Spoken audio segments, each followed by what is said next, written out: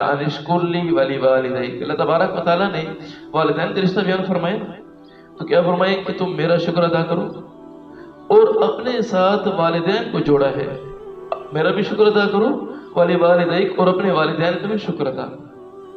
अजीब बात कि इतना अजीब अजीम रिश्ता अल्लाह तबारक व तआला, इतनी अजीम ज़ात, और उस ज़ात ने अपने शुक्र के साथ वालिदैन के शुक्र को जोड़ा है। कोई अदना बात नहीं है, बहुत बड़ी बात है। मेरा भी शुक्र अदा करो, अपने वालिदैन का भी शुक्र अदा करो।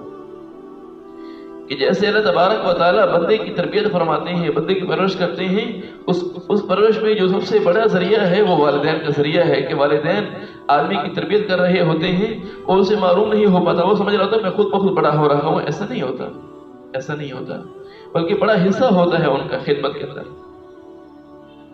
इसीलिए तो अल्लाह के नबी सल्लल्लाहु अलैहि वसल्लम से एक साहबी ने पूछा, या रसूलल्लाह, मुझ पर सबसे ज्यादा किसका हक है? मुझ पर सबसे ज्यादा किसका हक है? तो अल्लाह के नबी सल्लल्लाहु अलैहि वसल्लम ने इरशाद फरमाया, तुम्हारी वालिदा का हक। उन्होंने फिर पूछा, या रसूलल्लाह, उसके बाद मेरे ऊपर किसका हक है? आप सल्लल्लाहु अलैहि वसल्लम ने दोबारा इरशाद फरमाया, तुम्हारी वालिदा का हक है, तुम्हारी माँ का हक है। साहबी बड़े हैरान हुए, सोच रहे शायद मैं अपनी बात समझा नहीं पाया। फिर अर्ज किया, या रसूलल्लाह, मुझ पर सबसे ज्यादा किसका हक है? अल्लाह के नबी सल्लल्लाहु अलैहि वसल्लम ने फिर फरमाया, तुम्हारी माँ का हक है। यानी माँ का हक बयान करने के बाद अब उस किसका हक है? फिर माँ को बयान फरमाया। माँ का हक बयान हो गया, फिर किसका हक है? फिर भी अल्लाह के नबी सल्लल्लाहु अलैहि वसल्लम क्या फरमाए, तुम्हारी माँ का हक।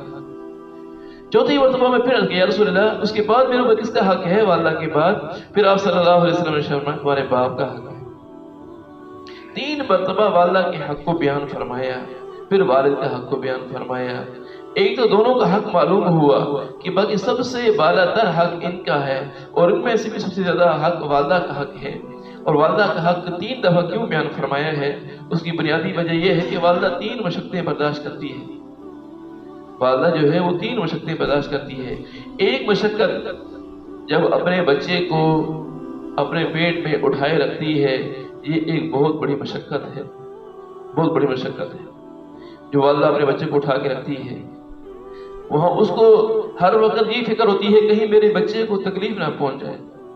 कई पसंद की चीजें जो उसको पसंद होती हैं, अपनी पसंद की चीजों को छोड़ देती है। आप सब तजुर्बे से बात देखते होंगे कि जब औलाद है, जब बच्चा माँ के पेट में होता है तो माँ एक ही चीज का ख्याल कर रही होती है, ये खाना मेरे मुनासिब है या नहीं। डॉक्टर से पूछा जा रहा होता है, क्या ये चीज खा सकती हूँ, क्या ये चीज खाना मेरे लिए सही है। एक ही चीज, अपनी पसंद की चीजों को छोड़े होते हैं। कितनी बड़ी मशक्कत, 9 महीने उठाया है। फिर उसके बाद जब ये बच्चा पैदा होता है तो कितने तंग रास्तों से बाहर आता है, कितनी तकलीफ उठाती है वालिदा, हत्ता कि इसके गुनाह सारे माफ हो जाते हैं, गुनाह सारे माफ हो जाते हैं। इसलिए मशक्कत बर्दाश्त करती है। अल्लाह तबारक व तआला की यहाँ इस तकलीफ का इतनी कदर और मंजिलत कि अल्लाह तबारक व तआला इस औरत के गुनाह माफ फरमा देते हैं। और फिर तीसरा, जब ये औरत को दूध पिलाती है कि वो रात दिखती है ना दिन दिखती है, जिस वक्त बच्चे का दिल किया है, बच्चा जिस वक्त रो पड़ा उस वक्त माँ उठी है। उसने अपनी नींद को नहीं देखा, अपने आराम को नहीं देखा कि मैं सारे दिन की थकी हुई हूँ और सारा दिन मैंने मशक्कत उठाई है, ये सारा दिन मैंने सफर किया है, ये सारे घर के काम काज किए हैं। सारी मशक्कतों के बावजूद वो आंख खोलती है, वो अपनी नींद को कुर्बान करके बच्चे को दूध पिलाती है। कहीं भी है, सफर में जा रही है, वो अपने सारी परेशानी के सफर के मुश्किलात को छोड़ देती है और वो उस तरफ मुतवज्जे हो जाती है मेरे बच्चे को दूध मिल जाए। ये तीसरी मुशक्कत ये उठाती है। इसलिए अल्लाह के नबी सल्लल्लाहु अलैहि वसल्लम ने 3 मरतबा वालिदा के हक को बयान फरमाए। इसलिए तो हुक्म दिया कि वालिदा के साथ, वालिद के साथ कैसा मामला करना चाहिए। कि एक बात तो ये कि जब ला तकुल लहुमा उफ, उनको उफ भी ना कहो, वालिदैन को उफ भी ना कहो। कि उफ का लफ्ज़ क्या, अदना से अदना लफ्ज़ है अरबी के एतबार से। जैसे हमारे यहाँ कोई आदमी गुस्से की हालत में उनकी तरफ, यानी गुस्से की हालत में देख ले और थोड़ा सा आवाज निकाल दे, कह दे हाँ, मैं इसकी बात को क्यों सुनूं, मुझे ये बात क्यों कही है, सिर्फ आवाज निकाली है, इस लफ्ज को उफ से ताबीर किया जाएगा। इसे अदना लफ्ज होता है। अल्लाह तबारक व तआला वो शाह फरमा देते उनको ये भी ना कहो। वला तनहरहुमा, इनको झाड़ो भी नहीं, इनको डांटो भी नहीं वालिदैन। और कुल लहुमा कौलन करीमा, और वालिदैन के साथ नरम मोहब्बत से बात करो, नरमी से मोहब्बत से बात करो।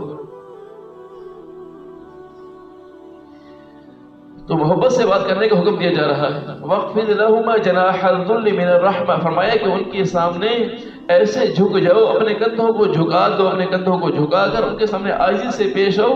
اور یہ عاجزی سے پیش آنا دکھاوے کے لیے نہ ہو بلکہ محبت دل میں بھری ہوئی ہو. من الرحمہ، دل کے اندر رحمت ہو ان کے لیے. اور پھر اللہ تبارک و تعالیٰ سے دعائیں بھی کرو. وَقُلْ رَبِّ ارْحَمْهُمَا كَمَا رَبَّيَانِي صَغِيرًا، یا اللہ جیسے انہوں نے بچپن میں میری پرورش کی ہے، یا اللہ جیسے انہوں نے میری بچپن میں پرورش کی ہے، یا اللہ تو ان کے اوپر بڑھاپے میں بھی ان کے اوپر رحم کا معاملہ فرما، ان کے ساتھ شفقت کا معاملہ فرما.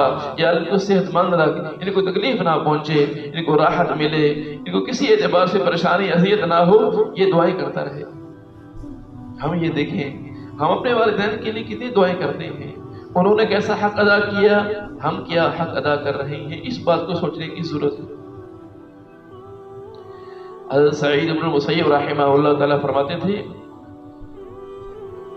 کہ بہت بڑے امام گزرے ہیں، اس بات میں اختلاف ہے کہ سب سے بڑے تابعی کون سے ہیں، سب سے بڑے تابعی کون ہیں. تو اس میں کئی نام آتے ہیں.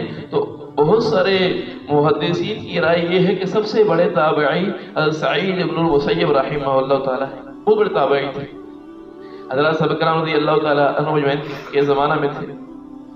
وہ یہ فرماتے ہیں کہ والدین کے ساتھ کیسے بات کرنی چاہیے، کیسے بات کرنی چاہیے. فرمایا کہ اگر وہ اگر بلائیں، وہ بات کرتے ہیں تو ان کے سامنے اس انداز سے پیش آئے جیسے ایک سخت مزاج آقا ہوتا ہے، سخت مزاج آقا ہوتا ہے اور وہ کسی بات پر ڈانٹتا ہے اور غلام اس کو کس طرح سے جواب دیتا ہے. فرمایا کہ جیسے ڈانٹ رہا ہو اور آگے غلام کہتا ہے جی جیسے آپ کہیں ویسے ہی ہوگا.